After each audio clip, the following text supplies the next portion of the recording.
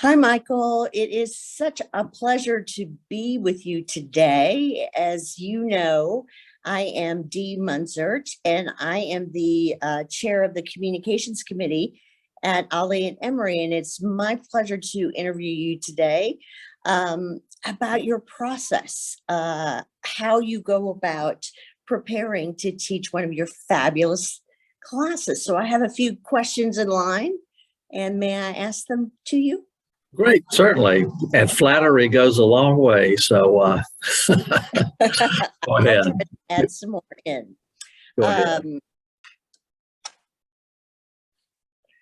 Hi, Michael. It is such a pleasure to be with you today. As you know, I am Dee Munzert, and I am the chair of the communications committee at OLLI and Emory, and it's my pleasure to interview you today about your process, how you go about preparing to teach one of your fabulous classes. So I have a few questions in line, and may I ask them to you?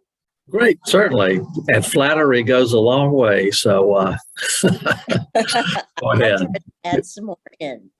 Go ahead. I Sure. did want to mention, though, before we started, that the next class you're going to teach is called Going Out to India and the Evolution of the British Raj, which just sounds fabulous to me. I have to say you were the first instructor I ever met at OLLI, first class I ever took. So it was great fun. We're pleased you're still here. Yeah. All right. So I have noticed that your interests are all over the place in a really enviable way. Tell me about what interests you from a personal learning perspective and how you determine the subject is a class dying to happen, ready to happen. How do you know that? Well, I guess I'm someone who has had very wide-ranging interests for about as long as I remember being after learning to read. In school, I always was somebody, who enjoyed a number of the subjects I took. I've always been more oriented toward the liberal arts and the humanities. And very early on, I discovered I had a real, interest in history. I can remember even like in the second or third grade, going to our library and, checking out history books. So that love has continued. And as an undergrad in college, I majored in history with a concentration in European history.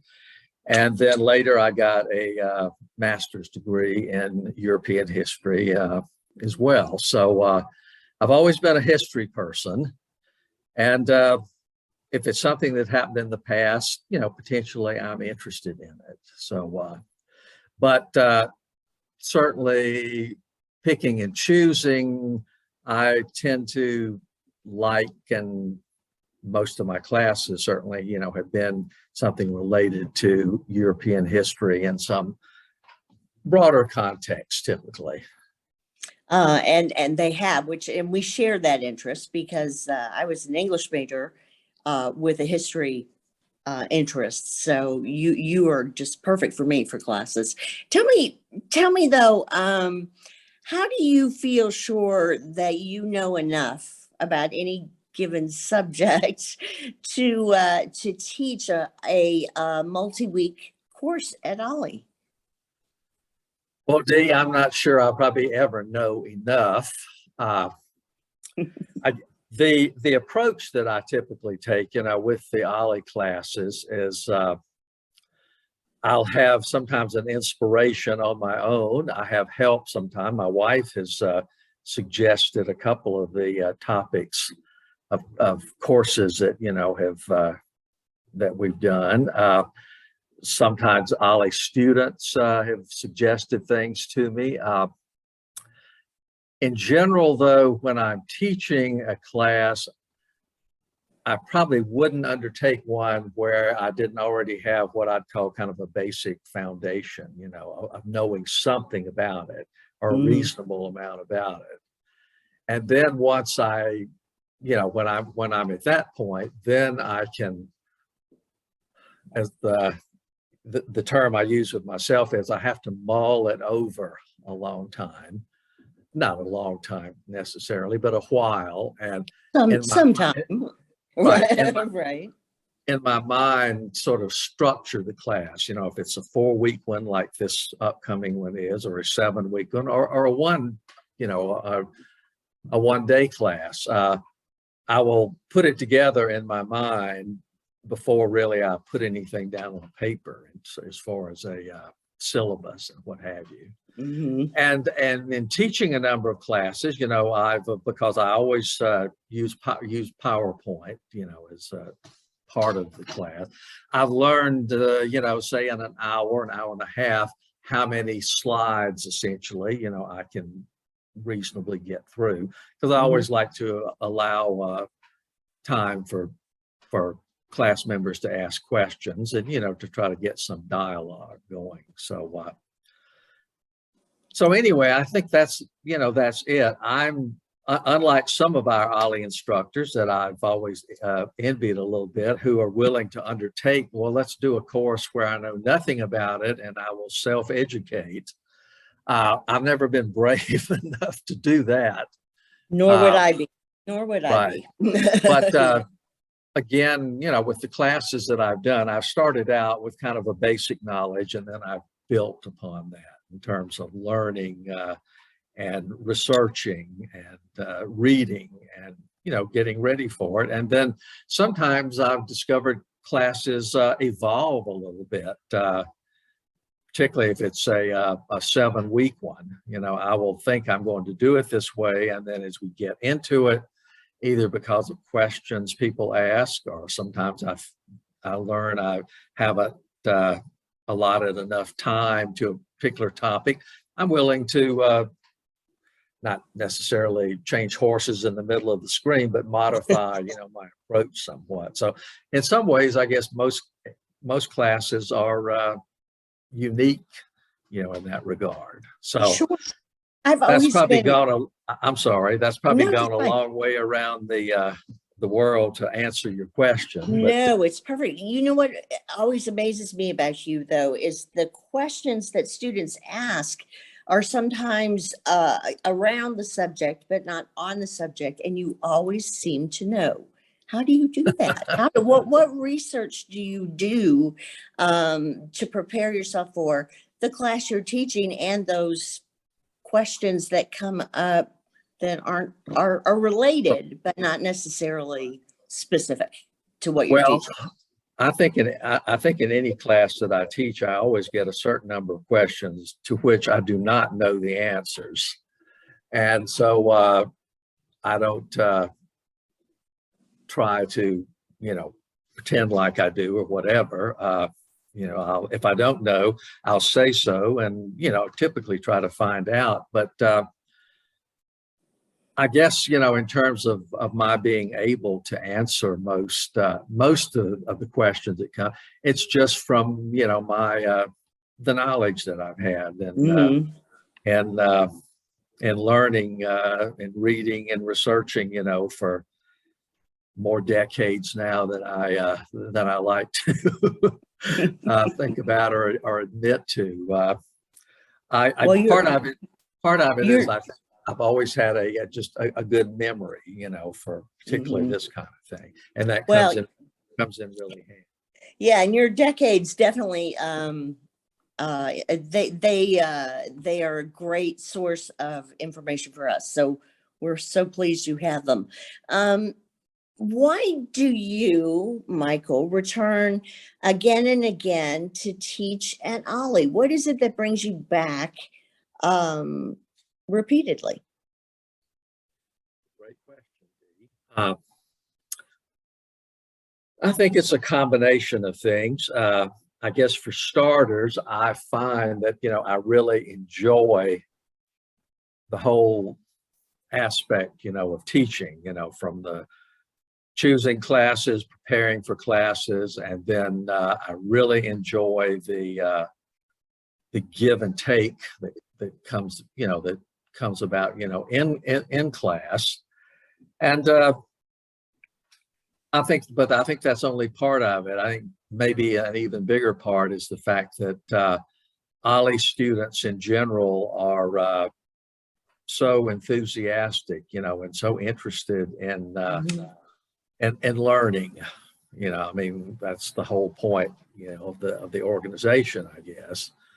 And so the fact that sometimes I can come up with these pretty esoteric topics for a class and think, well, I wonder if anybody will be willing or interested enough to take that. And Mhm. so far, they have. So the fact that I know that there is a market out there for, what I might want to talk about and teach. And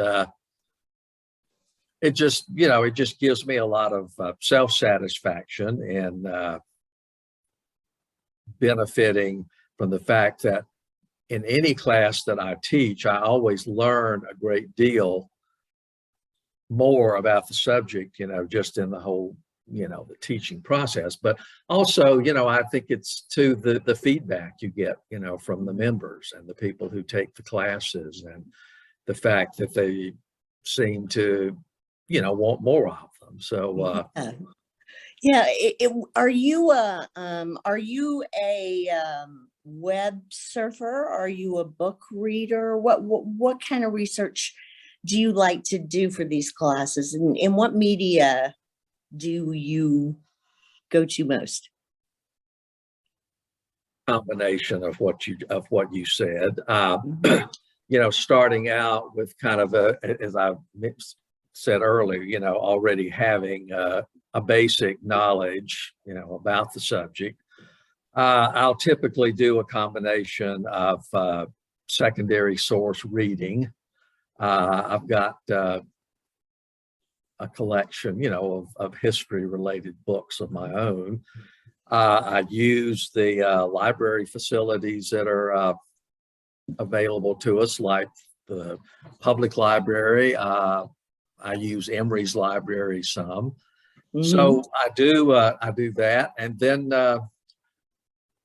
again, through experience and so forth, I've identified various sites on the internet that I think are reputable, uh, believable, correct, if you will, in terms of the Mhm. information that they have.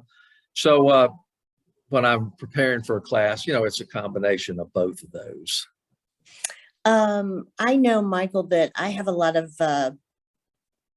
traits that you mentioned in common with you. And I tend to read a lot of history and then tell other people what I've read and bore them a lot. How do you keep your history facts and stats and whatnot really interesting for your audience? Well, that can be one of the biggest challenges of, of certainly teaching most classes. I think what I tend to do with most of the classes that I do is I try to pitch them at a kind of what, for lack of a better term now, kind of an intermediate level. Hmm. Hmm. Again, just from having now been in OLLI as a member and instructor, for a number of years now, I think I have a pretty good idea of what most people who at least take my classes, want. And they don't want to know everything there is to know, about the subject. I think the most typical scenario is someone knows little, or maybe nothing about a subject other than that it's out there. Hmm. And so, what they want to get is what I might call the big picture, the overview of what's happening there. And Do you so when I approach it that way, what I try to do then is to pull in, what I consider just the most, salient Mhm. information that will, if I'm doing my job well enough, hopefully, give them, kind of an overview, we might Mhm. say, what's going on. And I know from attending your classes that you are always available to suggest further reading and whatnot as well. So that makes the class richer in itself. Just want to say, Michael, that I really appreciate you talking to me today. It's a great pleasure for me to spend some quality time with you. And I know our students are going to be really excited to see this podcast. So thank you so much. And I hope to talk to you very soon. Thank you very much for having me, Dee, and I will look forward to seeing everybody real soon. Thank you.